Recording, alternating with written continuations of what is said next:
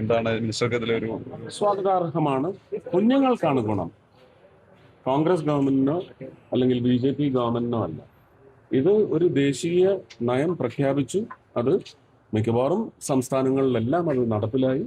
ഇവിടെയും അത് ഒപ്പിട്ടില്ല എന്നൊക്കെ പറയുന്ന വാദപ്രതിവാദങ്ങളാണ് നടന്നുകൊണ്ടിരിക്കുന്നത്. പക്ഷേ കുഞ്ഞുങ്ങളുടെ ഭാവി ജീവിതത്തെ ഇതൊന്നും ബാധിക്കില്ല. ആ തരത്തിൽ മുഖ്യമന്ത്രി ഒരു നടപടി സ്വീകരിച്ചിട്ടുണ്ടെങ്കിൽ അത് സ്വാഗതാർഹമാണ്, നല്ല കാര്യമാണ്. ഈ PM ശ്രീ പദ്ധതി LDF-ന്റെ കാലത്ത് ഒപ്പിട്ട അതാണ് അല്ല, അതിനെക്കുറിച്ചൊന്നും എനിക്ക് അറിയത്തില്ല, എന്റെ വകുപ്പുമല്ല.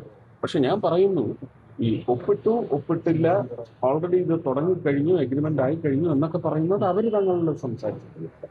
അതിനകത്ത് എന്തെങ്കിലും രാഷ്ട്രീയമുണ്ടെങ്കിലും അവർ തങ്ങളിൽ അത് തീർക്കണ്ട.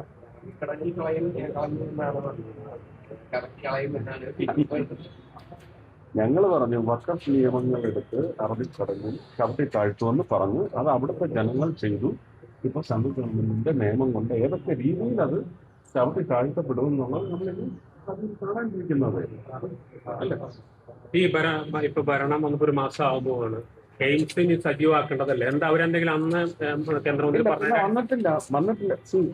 അത് ഞാൻ അന്ന് പറഞ്ഞു അതിന് വ്യക്തമായി. മുരളിച്ചേട്ടൻ പറഞ്ഞതിനകത്തും ഒരു ചെറിയ അപാകതയുണ്ട്. എവിടെ വേണമെങ്കിലും തരാം, നിങ്ങൾ ഇനി അങ്ങ് അനൗൺസ് ചെയ്തോ, അങ്ങനെയല്ല.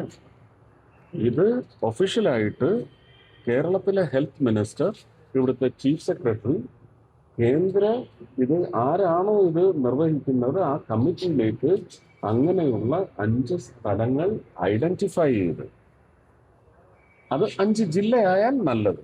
കേരളത്തിന്റെ മൊത്തത്തിലുള്ള വികസനം എന്ന് പറയുന്ന കാഴ്ചപ്പാടോടുകൂടി ഒരു പ്രദേശത്തിന് എങ്ങനെ വികസനം പുതുതായി വരുന്നു എന്ന ഒരു വാല്യൂ ആഡ് കമ്പണന്റ് കൂടി പരിശോധിച്ചുകൊണ്ട് ആ സ്ഥലങ്ങൾ അവിടെ പ്രപ്പോസ് ചെയ്താൽ അവിടെയാണ് പിന്നെ സംസ്ഥാന സർക്കാരുമായിട്ട് ചർച്ചയ്ക്ക് ശേഷം ഈ സ്ഥലം നിശ്ചയിക്കപ്പെടുന്നത്. അതല്ലാതെ ഇത് നമുക്ക് തെരുവ് കച്ചവടം പോലെ 5 സ്ഥലങ്ങളുണ്ട് എടുത്തോ, അങ്ങനെ പറയാനൊക്കെ പറ്റും. ആരോഗ്യമന്ത്രി വന്നതിന് ശേഷം കേരളത്തിലുള്ള കേന്ദ്രമന്ത്രി എന്ന നിലയ്ക്ക് ബന്ധപ്പെടും അദ്ദേഹം അറിയിച്ചിരുന്നു. അത് ഇവിടുത്തെ തൃശ്ശൂരുള്ള ബിസിനസ് ക്ലൗഡിനെ അറിയിച്ചിരുന്നു. അപ്പോൾ തീർച്ചയായിട്ടും അദ്ദേഹം വിളിച്ചാലും സുരേഷ് ഗോപി എന്ന വ്യക്തി ഒരു പ്രത്യേക താല്പര്യം എടുക്കേണ്ടതല്ലേ? അത് തീർച്ചയായിട്ടും എടുക്കാം. പക്ഷെ ഇത് ഞാൻ കുറച്ച് പറഞ്ഞല്ലേ കേൾക്കുന്നുള്ളൂ. ഒഫീഷ്യലായിട്ടൊരു ഇൻവൈറ്റ്, ഞാൻ ഹെൽത്തുമായിട്ട് എനിക്ക് യാതൊരു ഉത്തരവാദിത്വവും. പക്ഷെ ഞാൻ കേരളത്തിന് വേണ്ടി പ്രവർത്തിക്കാൻ സന്നദ്ധനായതുകൊണ്ട് അദ്ദേഹം വിളിച്ചാൽ തീർച്ചയായിട്ടും ചെല്ലും, സംസാരിക്കും. ഞാൻ എന്റെ റോൾ അപ്പോൾ പ്ലേ ചെയ്യും. US-ഉം ഇറാനും സമാധാന കരാറൊക്കെ ഒപ്പിട്ട് കഴിഞ്ഞു. അപ്പോൾ നമുക്ക് ആ മറ്റ് തുടർ നടപടികളിലേക്ക് സർക്കാർ എത്രത്തോളം തീർച്ചയായിട്ടും അതിലേക്ക് തന്നെയാണ് കടക്കുന്നത്. അതിന് സമയമെടുക്കും. അത് ഇന്ന് ഏഷ്യാനെറ്റ് ന്യൂസിൽ വളരെ വിശദമായി ഇന്ന് കാലത്ത് അബ്ജോദ് നടത്തിയ ഒരു ടെലിഫോണിൽ അതിനകത്തെല്ലാം കൃത്യമായി പറഞ്ഞിട്ടുണ്ട്. ഇത് എത്ര നമ്മുടെ സ്ട്രാറ്റജിക് പെട്രോളിയം റിസർവ് ഉണ്ടായിരുന്നു, അതെന്ത് വിലയ്ക്ക് വാങ്ങിച്ചതാണ്, അത് വെച്ച് നമ്മൾ മെയ് വരെ വില കൂട്ടാതെ എങ്ങനെ മാനേജ് ചെയ്തു. പക്ഷെ അതിനുശേഷം വരാൻ തുടങ്ങിയ കൺസ്ട്രക്റ്റഡ് സപ്ലൈ വെച്ച് എത്രമാത്രം നമുക്ക് വില കൂട്ടേണ്ടി വന്നു. ആ കൂട്ടിയ 14 രൂപയിൽ 14 കുറച്ച് പൈസ കുറവുണ്ട്. ആ 10 രൂപ ആദ്യം കൂട്ടിയ സമയത്ത് തന്നെ അതെങ്ങനെ ജനങ്ങളുടെ പേഴ്സിൽ ഇമ്പാക്ട് ചെയ്യാതെ ഓയിൽ കമ്പനീസ് ഓൾറെഡി ഡിസ്ട്രസ്സിലായതിന് സപ്പോർട്ട് ചെയ്യാൻ വേണ്ടി എങ്ങനെയാണ് ആ 10 രൂപ കേന്ദ്ര ഗവൺമെന്റിന്റെ ടാക്സിലേക്ക് അത് അബ്സോർബ് ചെയ്തത്, ഇതിനെക്കുറിച്ചെല്ലാം പറഞ്ഞത്. പിന്നെ കൂടിയ ഒരു 3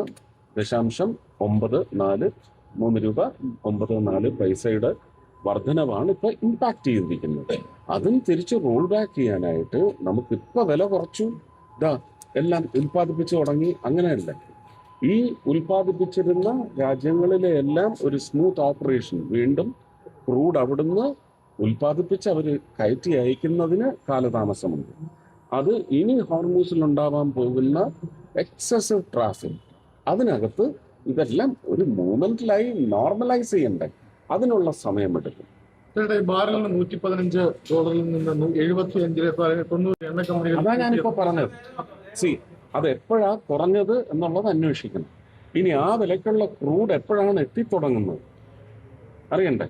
പിന്നെ ഇത്രയും കാലം, അതായത് ഏതാണ്ട് ഫെബ്രുവരിയിൽ ഈ യുദ്ധം തുടങ്ങിയതിന് ശേഷം ഇമ്പാക്ട് ചെയ്തത് ഓയിൽ കമ്പനീസിനെ. കേന്ദ്ര സർക്കാർ ഞാൻ നേരത്തെ പറഞ്ഞ അബ്സോർബ് ചെയ്തു, ആ ഒരു ഇമ്പാക്റ്റ് അബ്സോർബ് ചെയ്തെങ്കിൽ അതിനകത്ത് 12,000 കോടിയാണ് കേന്ദ്ര സർക്കാരിന് നഷ്ടപ്പെട്ടിരിക്കുന്നത്.